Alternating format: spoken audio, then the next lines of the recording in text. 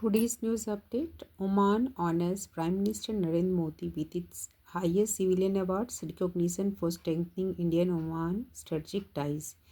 India's first forest university to be set up in Gorakhpur, focus on forestry education, research, and conservation. Ram Sutar sculpture of Statue of Unity passes away at 100, renowned Indian sculpture known for monumental works. India tops global doping violation for third consecutive year, highlights need for stronger anti-doping mechanics. Netanyahu announces historic Israel-Egypt agreements aimed at enhancing regional security cooperation.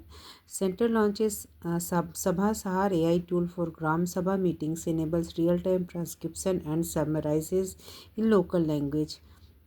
NCSM wins two PRSI National Awards 2025 awarded for excellence in public communication and outreach. In St. Mohali, scientists developed nanoparticle pathway for Alzheimer therapy.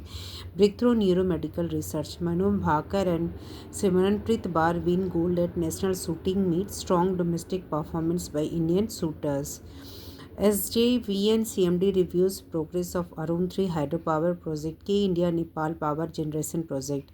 United States Congress permanently lifts a sanction on Syria, marks a major shift in United States foreign policy stance.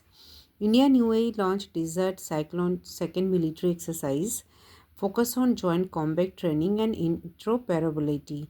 Google Pay launches UPI linked credit card with Axis Bank, enables credit payment through UPI platform. Ambani's family remains the only Indian families on Bloomberg's richest families list, reflect sustained global wealth ranking. Aswani Kumar Tiwari reappointed as SBI Managing Director, ensures leadership continuity in India's largest bank.